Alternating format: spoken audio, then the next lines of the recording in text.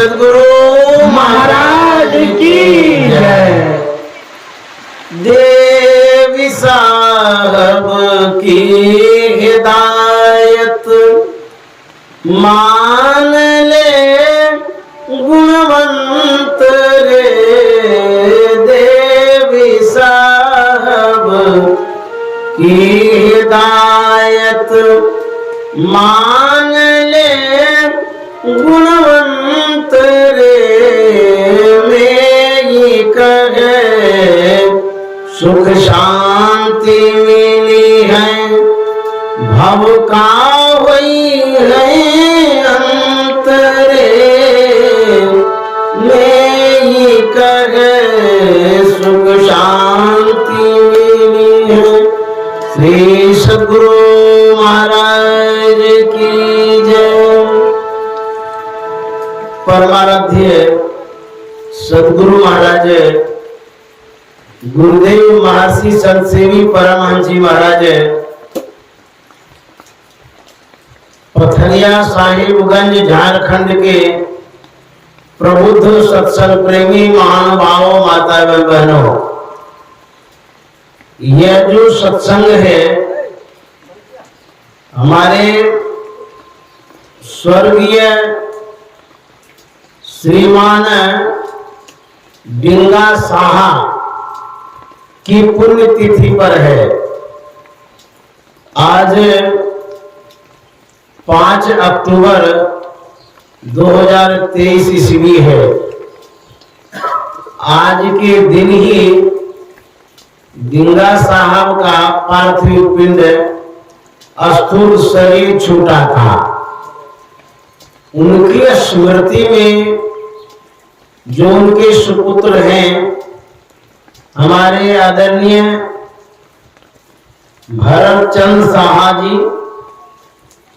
और हरिचरण साहा जी, श्रीमान अरुण कुमार साहा जी, ये इनके सुपुत्र हैं। इनके द्वारा यह कार्यक्रम रखा गया है। पिता की स्मृति में, पुण्यतिथि में, इसी सत्संग के द्वारा यह श्राद्ध कर्म हो रहा है। श्राद्ध करते जो श्रद्धा से करते, ऐसा नहीं है कि कोई विशेष पंडितों को, पुजारियों को या पाठ करने वालों को बुलाएंगे तब ये श्रद्धा श्राद्ध कार्यक्रम होगा। सत्संग के द्वारा जो श्राद्ध कर्म करते हैं यह सबसे विशेष श्राद्ध है और विशेष यज्ञ है, क्योंकि यह ज्ञान यज्ञ है। जो हम लोग पुण्य करते हैं, धर्म करते हैं या अच्छा कर्म करते हैं, उसका बहुत प्रकार होता है। एक प्रकार से नहीं, बहुत प्रकार से हम कर सकते हैं। जो घर में पुरोहितों को बुला करके करवाते हैं वह भी एक प्रकार है, क्योंकि वेद में बहुत सारे कांड हैं। कांड कहते हैं भाग को, विभाग को, विषय को, सब्जेक्ट को।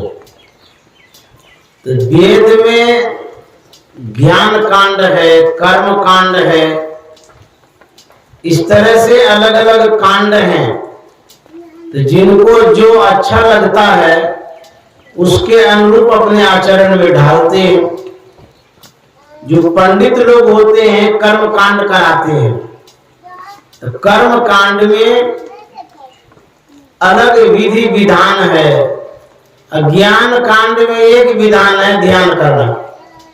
यदि आप सत्संग और ध्यान करते हैं, इस माध्यम से श्राद्ध करते हैं, इससे बढ़कर के कोई भी यज्ञ किसी शास्त्र और पुराण में नहीं लिखा गया है।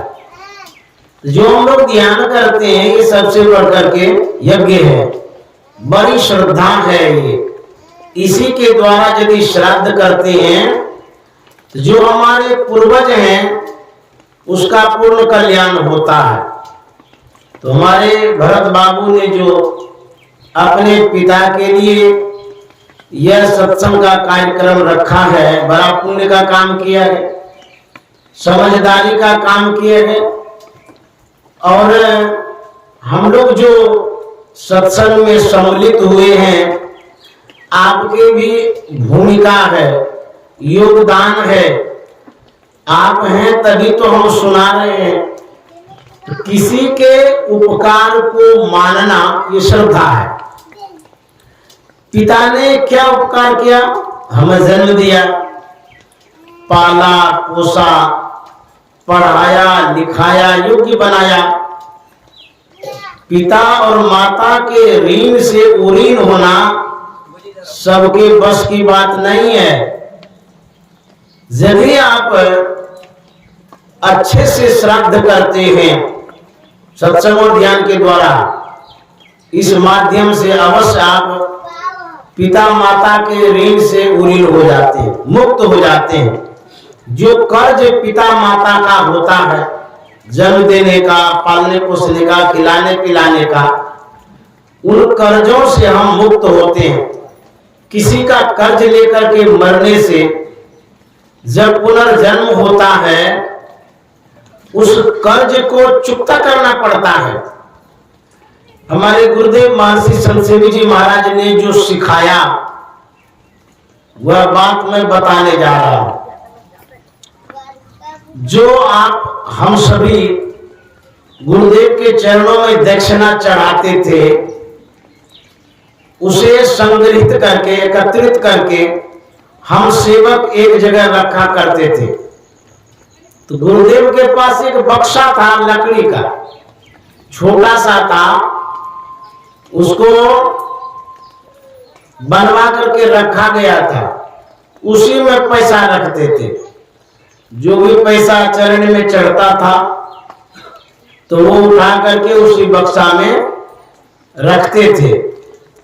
तो जब वो बक्सा भर जाता था तो गुरुदेव कहते थे उसको खाली कर लो और जो रुपया है उसको अलग रख दीजिए, जो खुला है उस खुले को ले जाइए दुकान पर, जो साहित्यागार है उस दुकान पर दे दीजिए, मोटा करके दे देगा। तो बक्सा जब बढ़ता था, इतना सा था, इतना खुला होता था, 1 टका 2 टका 5 टका वाला रेच की। एक दिन की बात है, ढेर सारा खुला ले गया। उस समय साहित्यागार में सेवा दे रहे थे वासुदेव खेतान जी, उसको हम लोग खेतान साहब बोलते थे। बड़ा ईमानदार था, बुजुर्ग था, बड़ा अच्छा आदमी था। तो बराबर उनके पास ले जाता था और गिन के नहीं देता था, ऐसे उठाए थैली में जाकर के उनके जी में थमा दिए और बोलते थे आप अपना गिनते रहिए, जब सब हो जाएगा कंप्लीट तो बोलिएगा तो नोटा लेके जाएंगे। तो 1-1 पैसे का हिसाब रखते थे वो। उस दिन क्या हुआ, पैसा जो खुला था खुदरा वाला सबको गिन करके नोट में देता था। दे तो दिया लेकिन 99 का फेरा पड़ गया। वो जो खुला रचकी था 99 तो हुआ, 100 हुआ ही नहीं। तो खेतान जी ने कहा कि ये तो रचकी 99 का ही हुआ, ऐसा करते हैं कि आप 100 का नोट ले लीजिए। मैंने भी ले लिया, लेकर के गुरुदेव महर्षि संतसेवी जी महाराज के पास गए तो सब पैसा दे दिए उनको। कभी तो पूछते नहीं थे, लेकिन वो अंतर्यामी पुरुष थे। महर्षि संतसेवी जी महाराज मन की बात जानते थे, अंतर की बात जानते थे, अद्भुत संत थे। सब कोई उन्हें नहीं पहचान पाए। अभी भी उनकी जो यश और कीर्ति है, उन्होंने जो चमत्कार किया है, वो हम भक्तों के मन मस्तिष्क में है, लेकिन सबके मन मस्तिष्क में नहीं है। जिसके साथ घटना घटी है उन्हीं के पास है, वही समझ पाते हैं महर्षि संतसेवी जी महाराज को।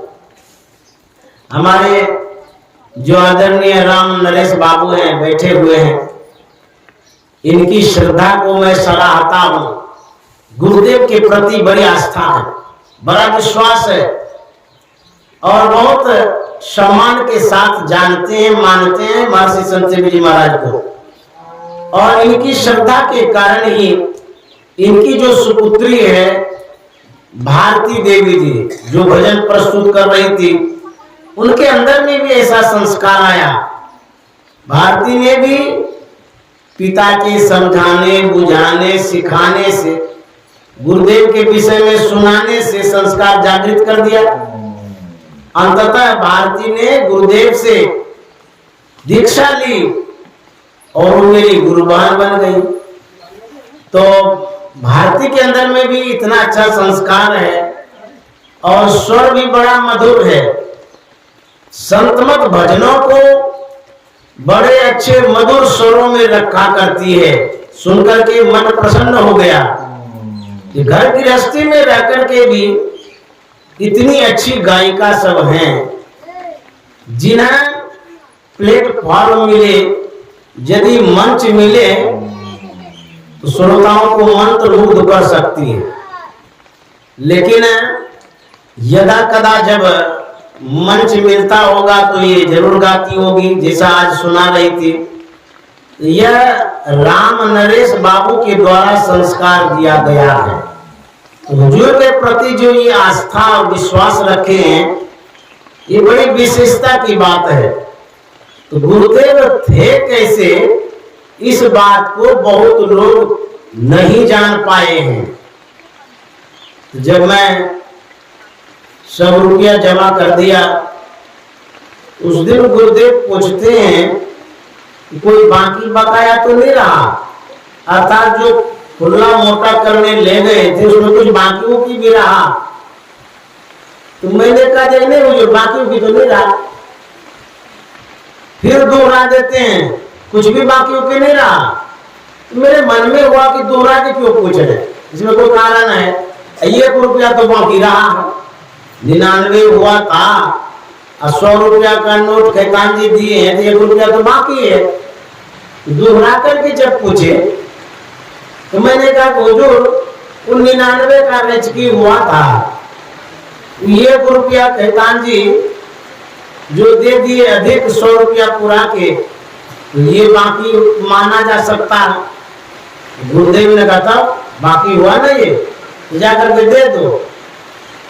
तो मैंने कहा हुजूर अभी तो बक्सा खाली हो गया है, बाद में खोल करके देंगे। बोले नहीं नहीं, देखो बक्सा में होगा, रुपया निकाल करके दो। मैंने जब बक्सा को खोला उसमें रेचकी था, 1 रुपया लिया और गया खेतान जी के पास। खेतान जी कहते हैं कि अब क्या हो गया। हम बोले 99 का फेरा लग गया। बोले क्या हुआ। बोला आप 100 रुपया का नोट दे दिए थे 99 में, यही तो हमको फेरा लगा है जो मैं यहाँ आया हूँ।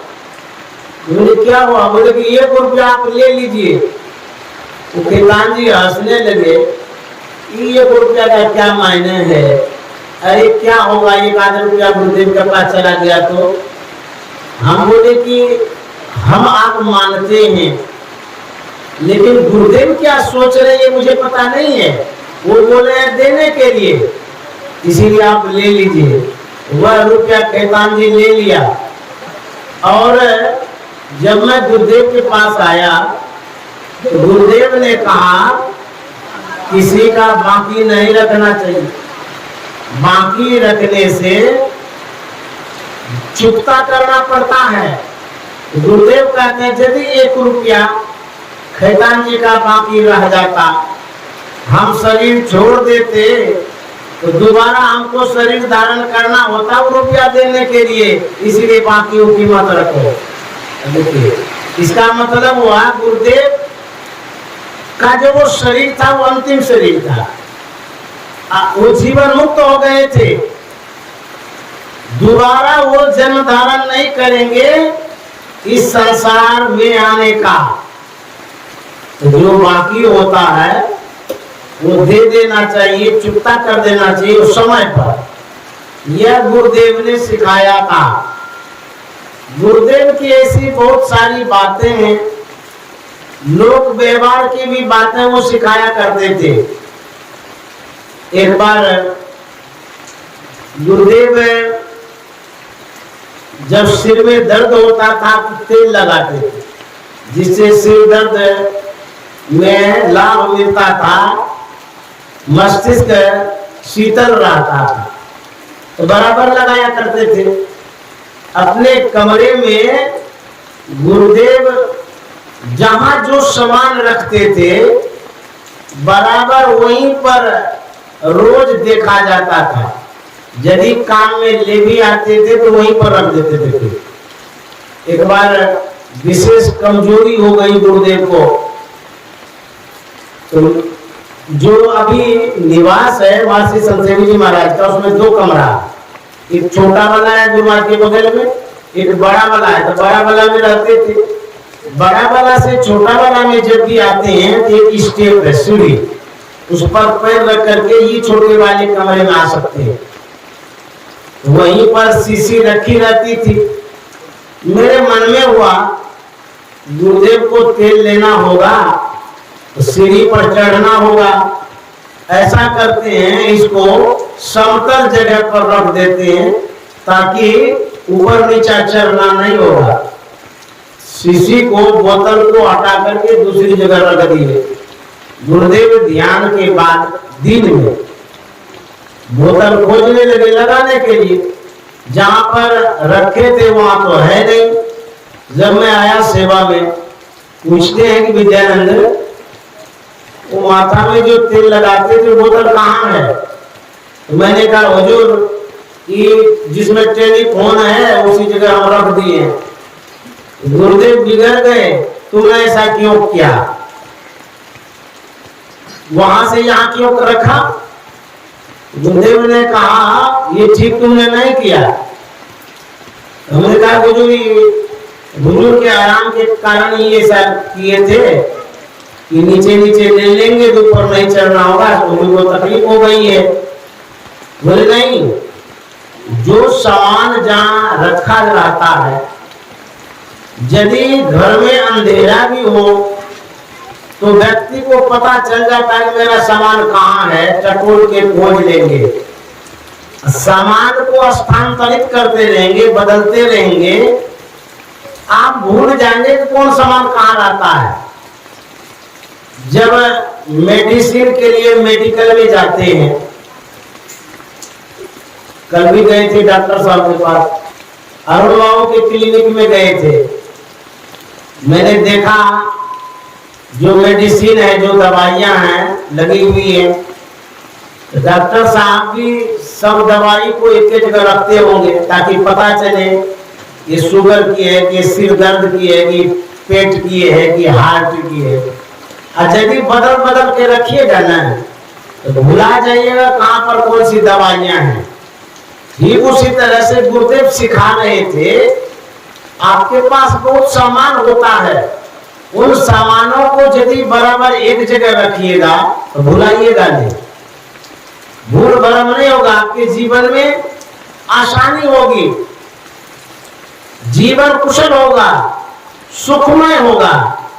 स्टूडेंट सब जो बुक रखते हैं, किताब रखते हैं, ऐसा नहीं उठा करके यहाँ से वहां फेंक दो, इधर से उधर कर दो। उसमें क्या होगा, मान लीजिए सैकड़ों किताबें हैं, मैं जिस कमरे में रह रहा हूं उसमें भी बहुत सारी किताबें हैं। किताब देख करके मुझे प्रसन्नता होती है क्योंकि सरस्वती माता है और मुझे भी बहुत लगाव है किताब से। मैं जहाँ कुपड़ा घाट में रहता हूँ, यदि मेरे कमरे में कोई आ जाए तो देखेंगे मेरे बेड शीट पर आधे भाग में पूरा किताब है। अभी क्या करते हैं? अरे अभी मैं तो पहले कम पढ़ता था, जब से गुरुदेव के पास आया तब से अधिक पढ़ने लगा। अभी भी पढ़ता रहता, रोज प्रत्येक दिन पढ़ता हूँ, कुछ पेपर पढ़ता हूँ, कुछ किताबें पढ़ता हूँ सल्तनत की, और मैं लेखक भी हूँ, लिखता रहता हूँ। अभी तक में मैंने 24 किताब लिखी है। तो पढ़ने की मेरी बड़ी आदत है, तो आधी किताब को जगह दे दिया है, आधे में सोता हूँ। क्यों? उसको हम हटा भी नहीं सकते, वो तो फ्रेंड है, हमारा दोस्त है, मित्र है, अपना आदमी है, और तो कोई है नहीं। किताबें से बातचीत भी करता हूँ, मन लगाते रहता हूँ, पूछता रहता हूँ, सुख दुख सुनाता रहता हूँ। तो मैं एक ही दोस्त बनाया, वो किताब। तो किताब हमारे कमरे में भी है और बगल में भी है। तो मैं इस कमरे में भी देखा किताब बहुत है। तो मैं कह रहा था, जो किताब जहां से उठाते हैं, जो कॉपियां आप जहां से उठाते हैं वहीं रखिए, उसी मध्य में रखिए, बीच में रखिए, ताकि अंदाज से भी आप पकड़ लेंगे ये साइंस की कॉपी है, ये आर्ट्स की कॉपी है, ये फलाना ठिकाना किताब है। हमारे गुरुदेव सिखाया करते थे, सामानों को सुसज्जित रखो, सहेज के रखो और एक जगह रखो। बहुत ऐसे बच्चे होते हैं फेंक फाक कर देते, पढ़ कर के आया, बिस्तर कहीं है, बैग कहीं है, जूता कहीं है, तो मोजा कहीं है। अब मम्मी का टेंशन, और सहेज सहेज के रखे, जब पढ़ने जाएंगे, मम्मी ये नहीं मिलता, वो नहीं मिलता, मम्मी मार लो करेगी, तो काहे ठीक से रखा। तो बच्चा कहता हमारा काम है सही से रख दे, तुम्हारा काम है सही से रखो, हमारा काम है फेंकने का, तुम अपना सहेजते रहो। इस तरह से करना ठीक नहीं है। हम बच्चों को भी सीखना चाहिए। कभी कभी मैं स्टूडेंट को कहा करता हूं, यदि आप बड़ा बनना चाहते हैं, बड़ा करना चाहते हैं, सबके मन में तो होता है हम भी बड़ा बनेंगे, हम भी बड़ा कुछ करेंगे। चांद पर लड़कियां सब चली गई, तो कम से कम चांद के आधा भी तो हो जाए, मन में होता है ना। तो यदि आप बड़ा बनना चाहते हैं किसी भी क्षेत्र में, कहीं भी A to Z, तो बड़ों को पढ़ना पड़ेगा। बड़ों को जो पढ़ेगा वही बड़ा बनेगा, जो बड़ों को नहीं पढ़ेगा वो बड़ा नहीं बन सकता है। अर्थात जो महापुरुष हैं, जिन्होंने मुकाम को प्राप्त किया है, उनके साहित्य को पढ़िए, उनके जीवन को पढ़िए, उनके उपदेश को पढ़िए, संदेश को पढ़िए, तब आप आगे बढ़ सकते हैं। तो गुरुदेव ने पढ़ने के लिए भी सिखाया। बहुत सारी बातें हैं, अब मैं कुछ और भी बातें कह देता हूं, क्योंकि समय कम है, जाना भी है और सुनाना भी है। तो हम लोग जो आज पुण्यतिथि मना रहे हैं गिंगा साहब का, तो ये श्रद्धांजलि सभा है। मैं उनके लिए श्रद्धांजलि अर्पित करता हूं और उनके सुपुत्रों के लिए साधुवाद देता हूं, जिन्होंने ये कार्यक्रम रखा है। तो हम लोग जो पाठ सुन रहे थे उसमें योग के विषय में सुने। योग कहते हैं जोड़ने को, योग मन प्लस, जमा जो करते हैं, जुड़ते जो हैं उसको योग कहते हैं। जैसे हिसाब बनाते हैं ना मैथ के स्टूडेंट सब, कुल योग टोटल इतना हो गया, उसको योग कहते हैं। हम लोग जो सुन रहे थे योग के विषय में, ये मन का योग है, विचार का योग है, ध्यान योग है, ज्ञान योग है। तो कहेंगे इसकी क्या आवश्यकता है किसी के जीवन में? यदि आपके जीवन में योग नहीं है, आपके जीवन में कोई संयोग भी नहीं है।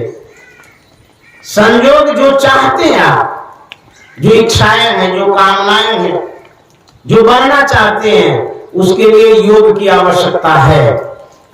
उसी को मेडिटेशन भी बोलते हैं। जब तक आप अपने मन को एकाग्र नहीं करते हैं, मन को जोड़ते नहीं हैं, फिर आगे आप बढ़ भी नहीं सकते। मन को जोड़ने की बड़ी आवश्यकता है। कहीं कहीं स्कूलों में बच्चों के द्वारा मेडिटेशन कराया जाता है। क्यों? इसलिए कि बच्चा का मन बिखरा हुआ रहता है, उसको समेटने के लिए, सिमटाव के लिए योग कराते हैं, ध्यान कराते हैं, मेडिटेशन कराते हैं। इससे क्या होता है? ध्यान करने से एकाग्रता बढ़ती है, ध्यान करने से स्मरण शक्ति बढ़ती है, ध्यान करने से बुद्धि बढ़ती है। ध्यान जब करेंगे आपका मन एकाग्र होगा और यादें आएगी बहुत, इसलिए ध्यान की आवश्यकता है। जब तक आप ध्यान नहीं करेंगे एकाग्रता नहीं बढ़ेगी। विद्यार्थी का जो रूल है, विद्यार्थी का जो नियम है, उसमें लिखा हुआ है काक चेष्टा, बको ध्यानम, अल्पाहारी, स्वाम निद्रा। ये नियम है विद्यार्थी का। इसका मतलब हुआ कौवे की तरह तेज होना चाहिए। ऐसे नहीं कि बोलने में एकदम चटर पटर करेंगे, वो तेज नहीं। मतलब आपकी बुद्धि ऐसी हो कि जो कोई पूछा जाए, या हमारे जो शिक्षक लोग होते हैं, कोई जवाब आपसे जानना चाहता तो पट से जवाब दो। जैसे कौवा इतना तेज होता है, परख लेता है कि कोई वार तो नहीं कर रहा है, शिकार तो नहीं कर रहा है। उसी तरह से काक चेष्टा, कौवे की तरह चेष्टा रखनी चाहिए, ख्याल रखना चाहिए। ये नहीं कि भैंस की तरह कोई भी बोल रहा है हम गफलत में पड़े हुए हैं। भैंसिया बुद्धि वाला नहीं, कौवा वाला बुद्धि रखी, एकदम तुरंत कोई भी कुछ कहे तुरंत सुन लिए। बको ध्यानम, बको ध्यानम का मतलब बगुला की तरह ध्यान रखना चाहिए। ये सिर्फ स्टूडेंट के लिए नहीं है, सबके लिए है। योग जो करते हैं, जो करना चाहते हैं, सबके लिए कहा है। बगुला की तरह ध्यान लगाना चाहिए। ऐसा नहीं कि दुकान में बैठ करके बगुला की तरह ध्यान लगाएंगे लक्ष्मी आएगी, पैसा आएगा, वो वाला ध्यान नहीं। मतलब कहने का है आप इस तरह से मन को एकाग्र करें जिस तरह से मछली पकड़ने के लिए बगुला करता है। एक टक ताकता है, हिलता भी नहीं, इसलिए नहीं हिलता है। हिल डोल यदि हो गया तो मछली भाग जाएगी। तो यदि आप प्राप्त करना चाहते हैं, जैसे मान लीजिए कोई दुकानदार है, बड़ी सावधानी से एकाग्रता पूर्वक धीरज के साथ दिन दिन भर बैठा रहता है, तब दो चार पैसा कमाता है। यदि वो उठा करके भाग जाए, इधर उधर हो जाए, जिस समय वो इधर उधर हुआ है उसी समय 1000-2000 रुपया वाला ग्राहक आ गया, गए काम से। इसके भी इंतजार में बैठना होगा कि कब ग्राहक आएगा क्या पता। उसी तरह से मन को एकाग्र करने के लिए समय देना पड़ेगा। कहिएगा कि 1 मिनट बैठ गए, दूसरे मिनट में मन सुषुम्ना में लग जाए या अंतर्मुख हो जाए, परमात्मा में पहुंच जाए, ऐसा नहीं होता। धीरे धीरे होगा, संयम से होगा। साधना यदि करना चाहते हैं, सफलता यदि पाना चाहते हैं, एकाग्रता बढ़ाना चाहते हैं, तो ध्यान करना होगा और धीरज रखना होगा। इसी का नाम है बको ध्यान। स्वाम निद्रा, स्वाम कहता है कुत्ता को। अब कुत्ता कैसा होता है, यदि खटखुट हुआ तुरंत उसकी नींद खुल जाती है।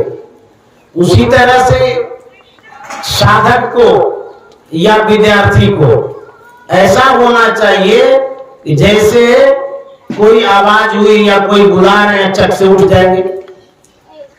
देखिए, यदि आप ठूस ठूस के खाइएगा, गला से ऊपर कर दीजिएगा भोजन को, रात में खा लीजिएगा, वो तब तो हो गया उठना।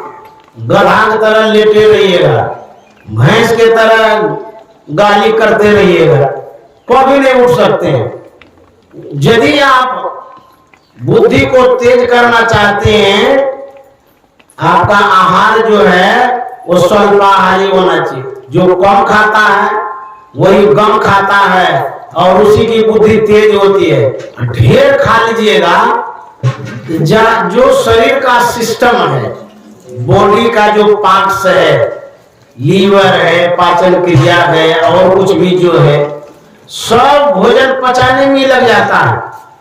एक बार जो आप भोजन करते हैं, रोटी भात सत्तू, इसको पचने में 8 घंटा लगता है। अब एक बार गला तक जो खाए आप, 8 घंटा तक पचाते रहिएगा तो पढ़िएगा तो अच्छा पढ़िएगा तो मन नहीं लगेगा। साधना के लिए पेट खाली जरूरी है, स्वाध्याय के लिए पेट खाली जरूरी है, स्वास्थ्य के लिए पेट खाली जरूरी है। दिमाग में नोट करते जाइए। कहीं कहीं कुछ बातें ऐसी होती है जिसे लिखना चाहिए, वो जीवन में काम आता है। क्यों? अभी तो आप सुन रहे हैं, उसके बाद जब सत्संग समाप्त हो जाएगा तो पल्ला झाड़ लीजिएगा। क्या करिएगा? बाबा तो अपना जो कहना था कह दिए, ढेर एक टोकरी सुना दी, कितना रखेंगे दिमाग में। आप यही झाड़ करके चले जाइएगा, हम अपने घर चले जाएंगे। दोनों की जो बातें हुई थी सब यही रह जाएगी, मंचे तक रह जाएगी। इसीलिए काम की बातें नोट करना चाहिए। कोई कोई विशेष व्यक्ति होते हैं, वो नोट क्या करते हैं। एक बार मालदह का एक सत्संगी आया, बड़ा बुजुर्ग था, बूढ़ा था, बराबर आया करता था गुरुदेव के पास मिलने के लिए। मैं गुरु निवास में रहता था, तो जब आते थे तो पहले मुझसे भेंट होती थी, तब गुरुदेव से भेंट होती थी, क्योंकि मैं ही मिलाने का काम करता था, मैं हनुमान जी का काम करता था। समझ गए? राम द्वारे तुम रखवारे, होत ना गया बिनु पैसा है। ये रुपया पैसा नहीं, लोग यही समझते हैं कि हनुमान जी पैसा लेते होंगे तब भेंट कराते होंगे। ये भी बात सत्य हो सकती है, लेकिन हम पैसा लेकर के भेंट नहीं कराते थे।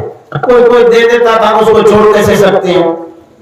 अरे हम वहां आते हैं, श्रद्धा से देता था तो मैं भेंट भी कराता था। तो मैंने देखा उनको निवास में बैठ करके वो डायरी उठाते, छोटी सी डायरी होती थी, गीता दैनंदिन वाली डायरी नहीं होती है, छोटी सी, उसको उठाते थे। तो कई बार मैंने देखा, मैंने पूछा कि आप डायरी में क्या लिखते रहते हैं, क्या करते हैं? जब भी आप आते हैं पहले डायरी देखते हैं, उसके बाद और कोई काम करते हैं।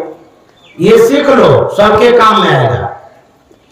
उन्होंने कहा कि बाबा ये डायरी में काम की बात लिखी हुई है।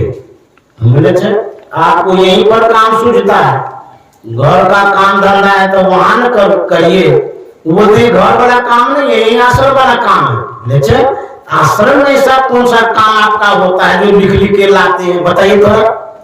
वो बताता है कि मैं जब आ रहा था उसके पहले ही डायरी में मैंने लिखा कि यहाँ से कुका घाट जाऊंगा, सबसे पहले गुरु दर्शन करूंगा, उसके बाद हुजूर के पास ये चीज चढ़ाऊंगा, उनसे ये सब जिज्ञासा करूंगा, उसके बाद फलाने फलाने बाबा के पास जाऊंगा, वहां भी प्रणाम करूंगा, ये सब चीज चढ़ाऊंगा, उसके बाद सुबह से शाम तक ये करूंगा, फिर प्रस्थान करूंगा। वाह, बढ़िया आप लिखते हैं। और उसके बाद जब वो काम होता था उसमें टिक कर देते, ये काम हो गया, ये काम हो गया, फूल वाला, माला वाला, प्रसाद वाला, प्रणाम वाला।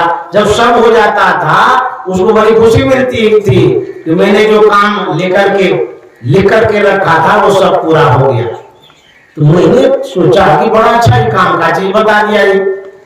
तब मैं क्या करता था, अभी भी मेरे जीवन में जैसे मैं बाजार जाता हूँ कुछ सामान खरीदने के लिए, उसी की बात याद करके पहले मैं कॉपी में लिखता हूँ कि टमाटर लूंगा, कि जीरा लूंगा, कि मसाला लूंगा, कि क्या क्या लूंगा, वो लिखता हूँ। लिख करके रख लेता पॉकेट में। क्यों? बहुत बार भूल हो जाती है कि फलाना सामान लेना था तो याद ही नहीं रहा। स्मरण को बढ़ाने का काम करेगा, लिख के रखिएगा। नहीं लिखने आता तो किसी से लिखवा लीजिए। तो लिख के आप जब स्कूल जाते हैं, कॉलेज जाते हैं या किसी काम के लिए जाते हैं, वो आपके काम का होता है। स्टूडेंट का भी रूटीन होता है, सुबह से लेकर के शाम तक क्या पढ़ेंगे, क्या होमवर्क करेंगे। इस तरह से रूटीन बद्ध जो विद्यार्थी होगा उसका जीवन सफल होगा, वो फेल नहीं हो सकता। जिसके दिमागे में सब भरा हुआ रहता है, वैसा इंटेलिजेंट तो कोई कोई होता है, जैसे बाबा साहब अम्बेडकर थे, वैसा कहाँ कोई उतना मिलता है। तो नोट किया करिए, बातों को नोट करिए, काम की बात को, घर की बात को, सबको इस तरह से कह रहे थे विद्यार्थी को कम खाना चाहिए। तो कहेंगे कम खाने नींद नहीं आएगी तो अरे फिर दोबारा खा लीजिए। कहेंगे कम कम खाएंगे, अरे जब जब नींद नहीं आए तब तब खा लीजिए, खा करके सोइए, लेकिन खा करके पढ़िए नहीं। खाइए, खाते हैं तो थोड़ा आराम करिए। विद्यार्थी को मोटिवेट करने के लिए मैं कभी कहूंगा, क्योंकि लोग कहेंगे तो विद्यार्थी को पढ़ा रहे हैं, मैं आगे भी तो पढ़ूंगा। तो कह रहे हैं कि जब कम खाएंगे तो साधना में मन लगेगा, गैस नहीं बनेगा, ध्यान करने में लगेगा, समय पर उठ जाएंगे भोर में। और ज्यादा खाने से पचाने में समय लगता है। तो कहते हैं स्वानिद्रा, कुत्ते की तरह नींद होनी चाहिए। उसके बाद स्वल्पाहार, कम आहार करिए। और आजकल जो बच्चियां बच्चे सब ड्राई फ्रूट्स खाते हैं वो तो अच्छा ही करते हैं, लेकिन च्युइंगम खाते हैं, चाट खाते हैं, पापड़ी खाते हैं, चाट भी खाते हैं। चाट में ना तमाचा होता है, जब वो सब खाइएगा ना, कब तमाचा लेगा, जब बीमारी होगी तब पता चलेगा। फ्रिज का ठंडा चीज अथवा ठंडा कहीं भी कुछ भी हो, कोका कोला कोई टोला मत खाया करें। नहीं तो अभी नहीं, 40+ जब होगा आपका शरीर, 40+ के बाद जब बीमारी स्वागत करने के लिए आएगी तब आप रोइएगा।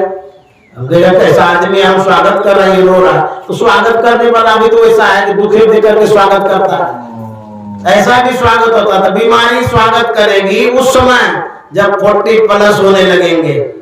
कोई का स्वास्थ्य अच्छा रहता है तो 50 में बीमारी होती, लेकिन बीमारी होगी। यदि आदत खान पान संभाल करके रखेंगे तो लॉन्ग लाइफ, लंबी आयु होगी, स्वास्थ्य बढ़िया रहेगा। तो डिजिटल इंडिया में क्या क्या बनेगा तो अब देखिएगा। कुछ दिन में मर जाइएगा तो मोदी जी क्या क्या बनाने वाले हैं वो सब कैसे देखिएगा। अरे चांद पर भी जाना है, धीरे धीरे पैसा कम लगेगा, हम लोग भी जाएंगे। तो ज्यादा दिन तक जिंदा रहिएगा तब न जाइएगा। तो चांद पर जाने की व्यवस्था हो रही है, जो बहुत दिनों तक जिंदा रहेंगे वही जाएंगे, अन्यथा नहीं जा सकेंगे। तो चांद पर जाने की भी सोच करके रखिएगा, हम बहुत दिन 100 वर्ष तक जिंदा रहेंगे तब चले जा सकते। तो स्वास्थ्य बढ़िया रखिए, इसीलिए कहा कि स्वल्पाहारी। हमारे गुरु महाराज ने कहा खान पान को प्रथम समारो और तब रस रस अवगुण सब मारो। खान पान को जब संभालिएगा, संभालने का मतलब ये नहीं कि ढेर खाते रहिएगा, सोच के समझ के संभल के सुपाच्य भोजन करिएगा, तब जाकर के आपका संभलना होगा। तो इस तरह से 4-5 बातें जो साधकों के लिए और स्वाध्याय करने वालों के लिए और स्वास्थ्य लाभ के लिए था, मैंने बताया। स्मरण शक्ति कैसे बढ़ती है ध्यान से एक बात बताता हूं। एक लड़की सत्संगिनी हमें फोन करती है और फोन कर करके वो रो भी रही थी। मैंने कहा आप रोती क्यों है, जो कुछ भी बताना बढ़िया से बताइए। वो रो रो के कहती है बाबा हमारा एटीएम खो गया है। तो मुझे खो गया है तो रो क्यों रहे? बोले कि हमको पैसा निकालना है, अब क्या होगा कि इनके हाथ में लगेगा पता नहीं। हमारे चुप हो, तो चुप हो ही नहीं रही थी, तो वो रोती जा रही थी। तो कहती कि बाबा हमको एटीएम मिले ऐसा तो बताइए, कुछ भी क्या करें हम। हमने कहा कि तुम ध्यान करो।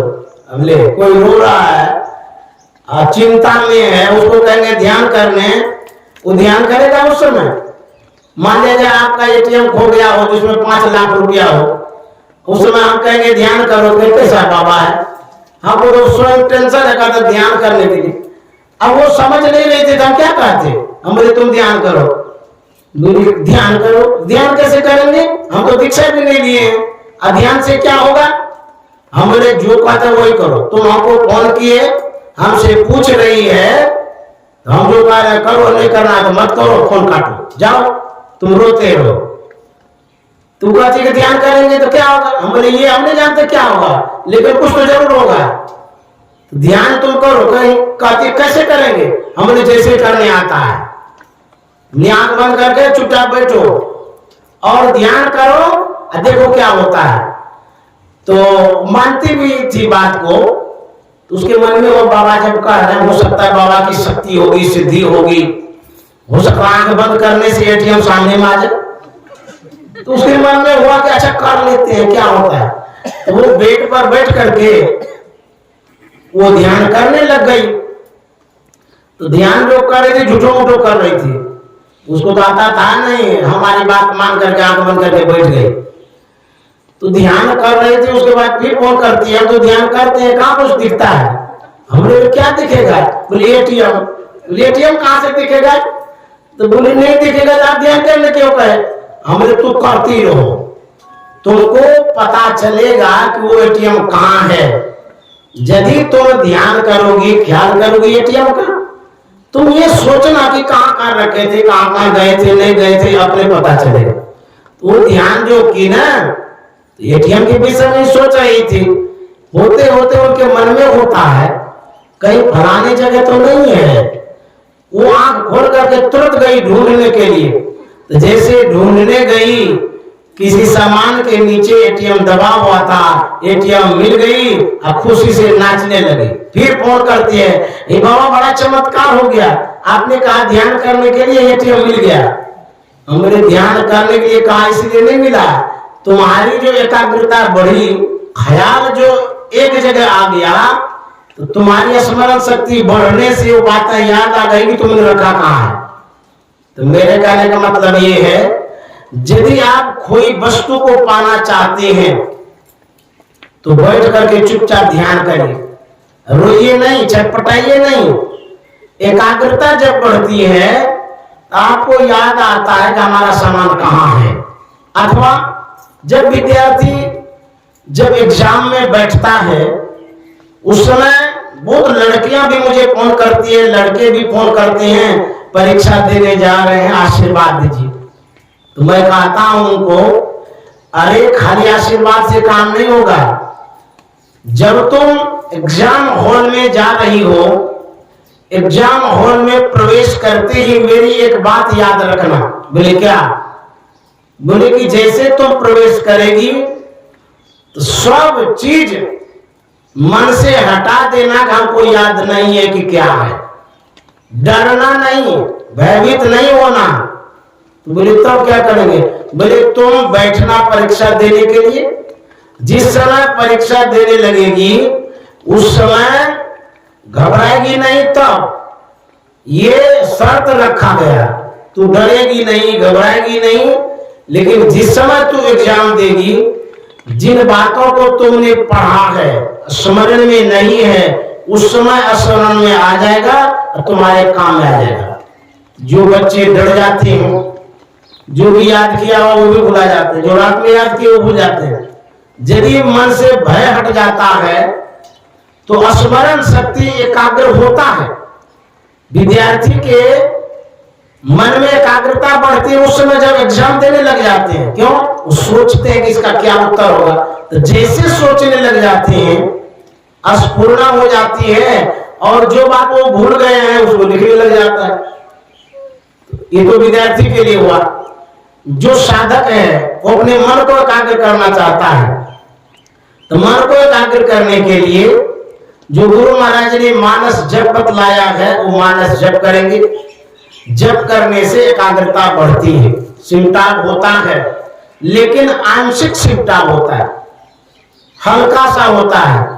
उसके बाद जब आप ध्यान करते हैं उससे और विशेष सिमटाप होता है। उसके बाद जब बिंदु ध्यान करते हैं उससे विशेष सिमटाप होता है। इस तरह से मन एकाग्र होता है, मेधा शक्ति बढ़ती है। बाबा लोग इतने तेज क्यों होते हैं? इसलिए कि जब वो ध्यान करते हैं उनकी एकाग्रता इतनी बढ़ जाती है कि उसे बातें सब स्मरण में आ जाती है। और उसके बाद फिर वो जब बोलते हैं तो घंटों घंटा बोलते रह जाते हैं। लेकिन एक बात जरूर है, शास्त्र सुचिंतित पुनि पुनि देखिए, भूप सुसेवित बस नहीं लिखिए।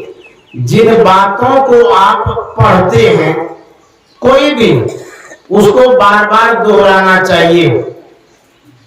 पढ़ी हुई बातों को न दोहराना, शास्त्र की बातों को न दोहराना, भगवान बुद्ध ने कहा है स्मरण पर धब्बा है। इसलिए स्मरण के लिए दोहराना बहुत जरूरी है। तो जो बातें आप पढ़ते हैं उसको बीच बीच में दोहराइए। जो कुछ भी आप पढ़ते हैं, मैं एक सूत्र बताता हूं स्टूडेंट के लिए। जो कुछ भी आप पढ़ते हैं पढ़ करके ही छोड़ मत दीजिए, उसको लिखा करिए। कैसे? स्मरण के आधार पर, मुजबानी। जब आप स्मरण के आधार पर क्वेश्चन का आंसर दे देते हैं, कभी आप फेल नहीं होंगे। एक विद्यार्थी पढ़ाकू होता है, खूब पढ़ता है, पढ़ते पढ़ते उसका दिमाग फेल हो जाता है, पागल हो जाता है, तो रांची भेज दिया जाता है पागल खाना। ऐसी पढ़ाई न पढ़िए जिससे कि आप कंफ्यूज हो जाए, फेल हो जाए। तब कहते हैं पढ़िए, अरे रईस के तरह पढ़िए। थोड़ा देर पढ़ लीजिए, 1 घंटा, बीच में रेस्ट ले लीजिए। नियम बतला रहे हैं बड़े बड़े विद्यार्थी का, जो मैंने पढ़ा है। बीच में रेस्ट लीजिए, इससे क्या होगा, आंख जो है वो भी लॉन्ग लाइफ करेगी, जो मस्तिष्क है वो गर्म नहीं होगा। रेस्ट जब लेते हैं बीच में 10 मिनट 5 मिनट का, उसमें अपने साथियों से मिलिए, गप मारिए, हंसी मजाक करिए। तो कंटिन्यू कुछ भी मत करिए, चाहे वो 18 घंटा पढ़ने वाला हो, 20 घंटा पढ़ने वाला हो, बीच में जरूर गैप दीजिए, रुकिए। जैसे आप जनरेटर चलाते हैं, 24 घंटा चलाइएगा, इतना गर्म हो जाएगा कि जनरेटर भ्रष्ट हो जाएगा। उसी तरह से कोई भी चीज आप करते हैं तो अतिशय नहीं होना चाहिए। तो बीच में रुक करके पढ़िए। तो कहते थे शास्त्र का चिंतन करिए बार बार। आप जब खाली पढ़ते रहते हैं, लिखते नहीं है, उस विद्यार्थी को हम बोलते हैं वो लंगड़ा है, ट्रेन आइए नहीं उसके पास। जो खाली पढ़ता है और लिखता नहीं है, उस विद्यार्थी को हम लंगड़ा बोलते हैं। बिना टेंगे का चल रहा है, पढ़ तो रहा है लेकिन मुकाम तक जाने में उसको कठिनाई होगी। 2 बात, पढ़ना और लिखना, ये दोनों बहुत जरूरी है। जो बहुत तेज है उसको लिखना चाहिए, नहीं तो मंद हो जाएगा। तो लिखना पढ़ना जो दोनों जरूरी है, ये पढ़ाई करने वाले के लिए जरूरी बात थी। तो कहते हैं जो ध्यान करते हैं वो भी पढ़ता है, जिसे हम लोग पढ़ते हैं। यदि नहीं पढ़ेंगे तो हम अपने स्मरण को बढ़ा नहीं पाएंगे। मैंने गुरु महाराज के चित्रों को देखा है, मोटे मोटे ग्रंथों को पढ़ा करते थे। मैंने गुरुदेव महर्षि संत शिवानंद जी महाराज को देखा है, वो आजीवन पढ़ते रहते थे समय समय पर। तो पढ़ना विद्यार्थी के लिए भी जरूरी है और प्रवक्ताओं के लिए भी जरूरी है, साधकों के लिए भी जरूरी है। जब भी आप महापुरुषों के वचन को पढ़ते हैं, साधना में बल मिलेगा, साधना में सुझाव मिलेगा। खाली ध्यान करते रहेंगे, पढ़ेंगे नहीं, वो छुड़ा जाएंगे, भटक जाएंगे। बहुत ऐसे साधकों को मैंने देखा है, साधना करते करते वो विक्षिप्त हो गए, पागल हो गए, उसका दिमाग खराब हो गया है, वो खाक साधना करेगा। सत्संग बहुत जरूरी है।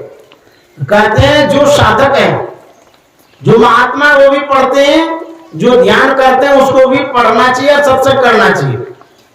सत्संग के द्वारा और जो प्रवचन सुनते हैं उनके द्वारा साधना में बल मिलता है। इसलिए पढ़ना बहुत जरूरी है। तो सब कोई पढ़ते हैं, पढ़ना यदि आप छोड़ दीजिएगा फिर आप आगे नहीं बढ़ पाइएगा। स्मरण शक्ति कितनी बढ़ती है योग से, ध्यान से। एक प्रसंग सुनाते हैं स्वामी विवेकानंद जी महाराज का। जब वो गए थे शिकागो विश्व धर्म सम्मेलन में, पढ़े लिखे साधु थे, सन्यासी थे, लेकिन उन दिनों शिकागो में जो सुसज्जन थे ऐसे महापुरुषों को सम्मान नहीं दे रहे थे। अमेरिका वासी के मन में हुआ कि भारत का महात्मा है, महात्मा तो इसलिए बन जाते हैं कि घर में खाने पीने नहीं मिलता है, दरिद्रता आ जाती है, इसीलिए भारत में भीख मांग मांग करके लोग पेट पालते, इसलिए महात्मा बनते हैं। ये जो सोच है, ये सोच बड़ी लंगड़ी है, छोटी है, ओछी है, गंदी है। आप किसी भी महात्मा को ऐसा मत समझिए कि महात्मा पढ़े लिखे नहीं होते हैं। पहले भले पता नहीं होता था लोगों को, लेकिन अब पता चल रहा है महात्मा पढ़े लिखे भी है। एक से एक विद्वान महात्मा है, भौतिक विद्या में भी, आध्यात्मिक विद्या में भी। विवेकानंद जी महाराज को वहां के आयोजक ने कहा बोलने के लिए, तो विवेकानंद जी महाराज ने कहा मैं किस विषय पर बोलूं। कोई भी कार्यक्रम होता है, जैसे आज हम ढिंगा साहब के श्राद्ध पुण्य तिथि में बोल रहे हैं, तो श्राद्ध का एक विषय है। तो विवेकानंद जी महाराज ने कहा कोई विषय तो बतला दीजिए किस पर बोलूं। वो लोग जो संचालक थे उनके मन में होता है कि महात्मा क्या बोलेंगे, किसी भी सब्जेक्ट को संपादित कैसे करेंगे, पढ़े लिखे होते नहीं है, इनको कुछ पता भी नहीं है, इसको सब्जेक्ट देना, विषय देना बेकार है। तो विवेकानंद जी महाराज बार बार जब कहे कि विषय बताइए, अनमनस्क ढंग से ब्लैक बोर्ड पर वो शून्य बना देते, जीरो, कोई विषय ही नहीं दिए। तो विवेकानंद जी महाराज मान गए कि ये मेरा विषय है, बोलने लगे। अब देखिए जीरो पर बोल रहे हैं, और संत मत का मुख्य विषय यही है, सार विषय यही है, मूल विषय है। संसार जीरो से बना है, इसकी समाप्ति जीरो पर होती है। विवेकानंद जी महाराज जब जीरो पर बोलने लगे, धारा प्रवाह बोलते रह गए, तालियां भी बजती रह गई। संचालक महोदय विवेकानंद जी महाराज के पास जाकर के निवेदन करते हैं, पूछते हैं कि स्वामी जी आप जो जीरो पर बोल रहे हैं, हम लोग तो कोई विषय नहीं दिया था आपको, तो सोचे जैसे जीरो बना देता, जो बना होगा बोल देंगे। लेकिन आप जो जीरो पर बोल रहे हैं बड़ा आश्चर्यजनक बात कह रहे हैं। अच्छा ये बतलाइए इस जीरो पर आप कब तक बोलते रहेंगे। स्वामी विवेकानंद जी महाराज ने कहा था जब तक मेरी जान रहेगी तब तक मैं जीरो पर बोलता ही रहूंगा।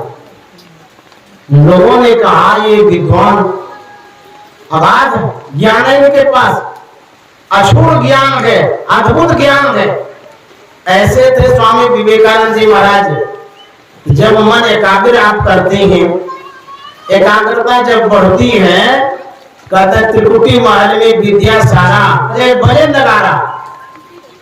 जब कोई भी अपने मन को एकाग्र करके आज्ञा चक्र में जाता है, वहां विद्या का एक केंद्र है, सेंटर, जहां से विद्या निश्रित होती है, प्रस्फुटित होती है, निकलती है। कोई भी विद्यार्थी पढ़ता है, जब एकाग्रता बढ़ती है उसका ज्ञान भी बढ़ता है। तो जो केंद्र है त्रिकुटी आज्ञा चक्र, आंख बंद जब करते हैं वो आज्ञा चक्र है, उसके बाद हम त्रिकुटी में जाते हैं, वही विद्या का केंद्र है, मूल स्थान है। एकाग्रता बढ़ने से विद्या निकलती है। एक बार मंच पर स्वामी विवेकानंद जी महाराज के सामने धर्म ग्रंथों की सजावट की गई थी। वहीं पर अमेरिका में सजावट इस तरह से की गई थी कि जितने धर्म ग्रंथ थे सबको एक तरह से सजाते सजाते ऊपर में बाइबिल रखे थे, और वेद को अपमान के दृष्टि से नीचे में रख दिए थे। उसी वेद पर सब ग्रंथ को सजाया था, बाइबिल को ऊपर में रख दिए। विवेकानंद जी महाराज ने जब देखा तो आंख गए, भाप गए, समझ गए हमारे वेद को ये लोग जानबूझ के नीचे किया और बाइबिल को सम्मान के दृष्टि से ऊपर किया है। तो विवेकानंद जी महाराज कहने लगे, देखिए, जिनमें कहने की कुशलता होती है उसी को प्रवचन कह लीजिए या बोलने की कला वाला व्यक्ति कह लीजिए। घर में, परिवार में, मंच पर, चौक में, चौराहे में, असेंबली में, कहीं भी जिनको बोलने आता है अच्छे ढंग से उसी को सम्मान मिलता है। लोग पूछते भी हैं, इसलिए बोलने के लिए भी सीख लीजिए। बोलने पर भी मैंने एक प्रवचन बनाया। अब देखिए, विवेकानंद जी महाराज बोल रहे हैं, है तो विपरीत बात है, लेकिन बोलते किस तरह से ये सीख लीजिए। विवेकानंद जी महाराज ने कहा, जिन व्यक्तियों ने इस पुस्तकों की सजावट की है बड़े बुद्धि, विवेक, समझदारी से किया है। तालियां बज गई, वाह, बड़ा ही कर दिया, गड़गड़ाहट हो गई तालियों की। तो सब लोग खुश हो गए। तब फिर विवेकानंद जी महाराज कहते हैं, इस सजावट से हमें सीख मिलती है कि जो धर्म ग्रंथ है उन सभी धर्म ग्रंथों का आधार वेद है। यदि वेद को नीचे से खिसका लेंगे सब धर्म आगे गिर जाएगा, सबका मूड ऑफ हो गया, बेकार हो गया। ऐसे क्या हम सजा दिए, गलती हो गई। उसके बाद क्या होता है, जो सजाने वाले थे वो सोचते हैं ये तो वेद को सबसे बड़ा बता दिया, तो वेद नीचे में रखे तो बड़ा हो गया। ऐसा करते हैं, बाइबिल को नीचे कर देते, वेद को ऊपर कर देते। दूसरे दिन क्या करता है, मंच पर बाइबिल को नीचे कर दिया, क्योंकि बड़ाई किया गया था वेद का, और वेद को सबसे ऊपर कर दिया, सब ग्रंथ को बीच में रख दिया। दूसरे दिन विवेकानंद जी महाराज ने देखा तो कहता है, आज की जो सजावट है कल से भी अच्छी है। सब लोग सोचने लगे, ताली बजा रहा कि नहीं बजा रहा, कहीं आज भी तो नहीं गड़बड़ कर देंगे। फिर अनमनस ढंग से फिर ताली बजा दिए। तो विवेकानंद जी महाराज कहते हैं, आज की जो सजावट है जिसने भी सजाया है बड़ी सराहनीय काम किया है। आज की सजावट से यही सीख मिलती है, वेद सर्वोपरि है, वेद से ही सब ज्ञान निकला है। यदि वेद ना होता तो इधर नीचे वाले किताब में ज्ञान नहीं आता। और वो कहता है कि मत सजाओ, तीसरा बार सजाने क्या कहेगा पता नहीं, बड़ी बेइज्जती हो रही है। अरे इनका ज्ञान इतना है कि कुछ भी हम लोग करते हैं तो पाले नहीं लगने देता है।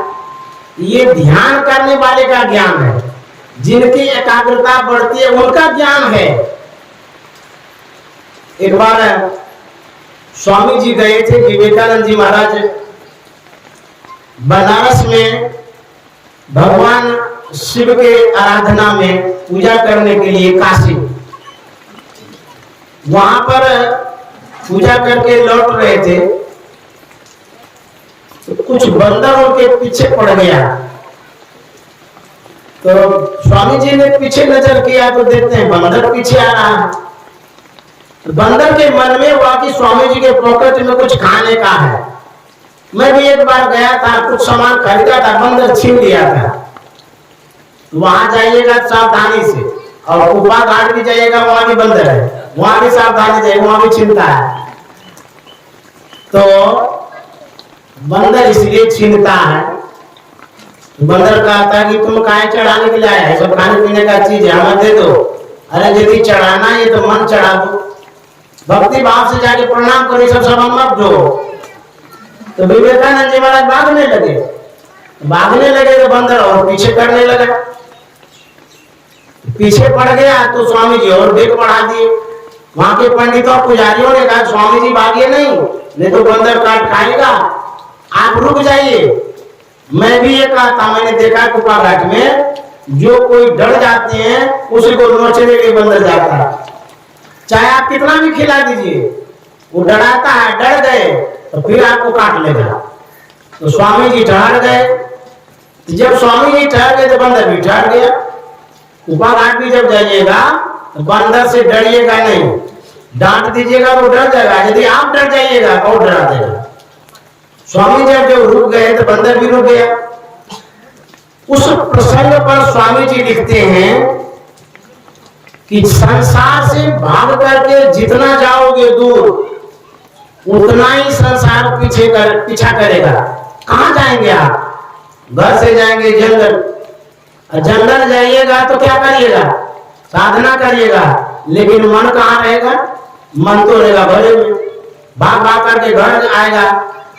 तो फिर आप जंगल जाके क्या करें? खाली शरीर को ले गए जंगल में, मन तो आपके पीछे पीछे जा रहा है। तो जहां आप जाइएगा वहीं संसार जाएगा। स्वामी जी ने कहा संसार से भागो नहीं, संसार में ही रहो, तब संसार पीछा नहीं करेगा।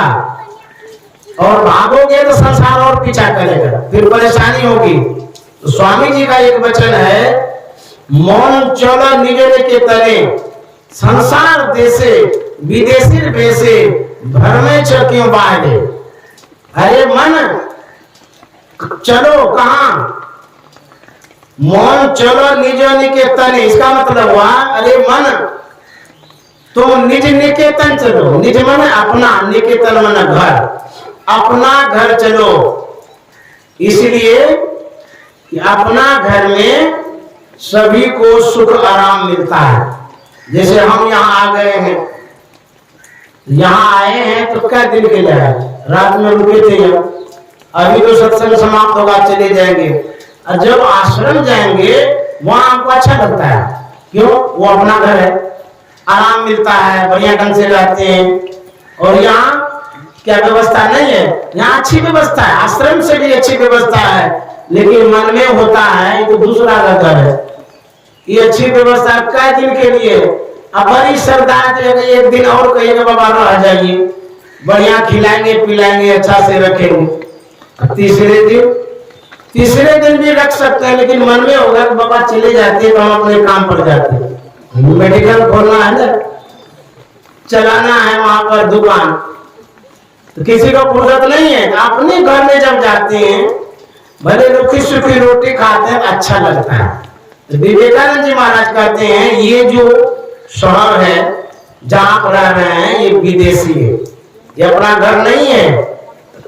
अपना घर जाना होगा, निज घर में निज प्रभु को पावे अति उर्सा में ना। अपना घर जाएंगे कैसे? ध्यान के द्वारा, योग के द्वारा, युक्ति के द्वारा।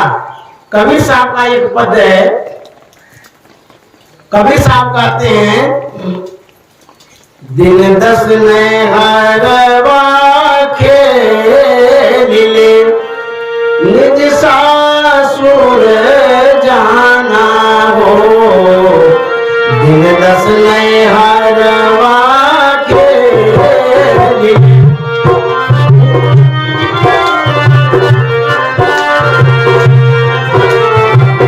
दिन दस में हरवा खेलिले, निज सासुर जाना हो। एक तो अंधेरी कोठरी, काम ज्ञान बाती हो। एक तो अंधेरी कोठरी, काम ज्ञान बाती हो। मैया पकड़ी जमने चले, कोई संग न साथी हो। मैया पकड़ी जमने चले, कोई संग न साथी हो। दिन दस में हरवा खेलिले, निज सासुर जाना। कबीर साहब कहते हैं ये जो संसार है इसको नैहर कहते हैं। और नैहर में जब कुंवारी लड़की रहती है, अपने ढंग से चलना चाहती है, अपने ढंग से जीना चाहती है, विशेष चंचलता नजर आती है। माँ की बात, पिता की बात की अवहेलना करती है। और कहते हैं माँ बाप उनको समझाते हैं कि देखो जी, अभी तो तुम इस तरह से चलती फिरती हो, जब ससुराल जाएगी ना, सास ससुर तुमको सहेज देगा, सजा देगा, संवार देगा। और यदि नहीं सुनेगी सास ससुर को तो तमाचा देगा, मारेगा और कहेगा कैसी मायन की थी, बेटी को कुछ सिखाई भी नहीं, अल्हड़ की तरह चलती है, तो बदनामी भी होगी, तो फिर रोना भी होगा। तो मम्मी को फोन करेगी, मम्मी हमको मारती है सासू माँ। तो मम्मी क्या मारती है तो तू चली आओ यहाँ, लेकिन ऐसा नहीं करना चाहिए, उसको सिखाना चाहिए, समझाना चाहिए। मम्मी की कमी है जो बच्ची को उस तरह से सजा मिल रही है, तो मम्मी को सिखाना चाहिए। ससुराल में तुम किस तरह से रहोगी जो नाम गाम होगा, नहीं तो रोना धोना लगेगा। तो कभी साहब कहते हैं हम जितने लोग हैं सब नैहर में हैं, कहता दिन 10 नहरवा खेल लिए, अन्य सासुर जाना, फिर ससुराल जाना होगा। कौन सा ससुराल है? कहता मरने के बाद का जो ससुराल है बड़ा दुखदाई है, समझ गए? वो परमात्मा वाला ससुराल नहीं है। यदि परमात्मा के दरबार में जाना चाहते हैं, उसके लिए आपको भजन करना होगा, सत्संग करना होगा, ध्यान करना होगा। कहते जो आप परमात्मा तक जाएंगे, रास्ता कैसा है? एक तो अंधेरी कोठरी कामे की ज्ञान बाती, एक तो अंधेरी कोठरी कामे की ज्ञान बाती, भैया कोई संग न साथी हो, भैया चले कोई संग कभी साफ करते हैं। हम जब आंख बंद करते हैं अंधकार मालूम पड़ता है, इसी होकर के रास्ता है जो जाएंगे परमात्मा तक। कहते हैं यदि आप भजन नहीं करेंगे, सत्संग नहीं करेंगे, ध्यान नहीं करेंगे, अंधकार में रहेंगे तो जमराज पकड़ करके ले जाएगा, समझे? ध्यान करेंगे तो प्रकाश मिलेगा, तो जमराज का दाल भी निकलेगा। भाई हो कैसे जय मैं गुरु के नगरिया,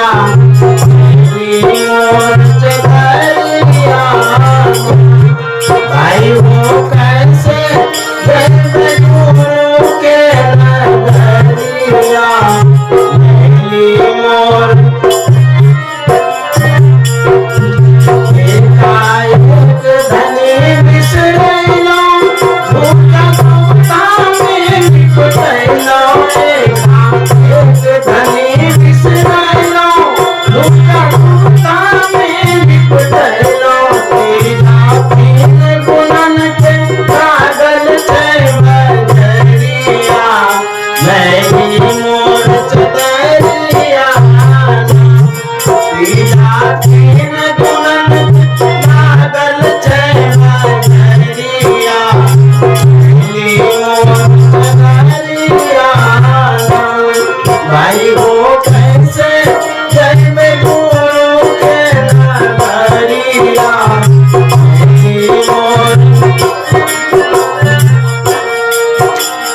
गरीबदास जी महाराज कहते हैं कचहरी जाना पड़ेगा, ईसाईगंज कचहरी की भागलपुर कचहरी, कौन कचहरी? कहते हैं यदि भजन नहीं करेंगे सबको जमराज की कचहरी में जाना पड़ेगा, वहाँ हिसाब किताबों का वो न्यायालय है। कर्म जो आप करते हैं उसी कर्म का वहाँ हिसाब होगा। यदि कौन कचहरी जाएंगे? ये कचहरी जमराज का है। यदि चादर मैली होगी, जो होते हैं वो चादर नहीं, कर्म रूपी चादर। यदि कुकर्म किए हैं, अन्याय किए हैं, अनर्थ किए हैं, तो वो मैली चादर है, ये लेकर के कहाँ जाएंगे? बड़ा मुश्किल होगा। इसीलिए कहते हैं सत्संग करो, ध्यान करो, भजन करो। आप लोगों को बहुत बहुत साधुवाद। मैं पानी में विराम देना चाहूंगा, और जो हमारे ये स्वर्गीय बिंगा साहब हैं, साहब तो नहीं, साहब आ जाता है बार बार, बिंगा साहब को मैं श्रद्धांजलि अर्पित करता हूँ।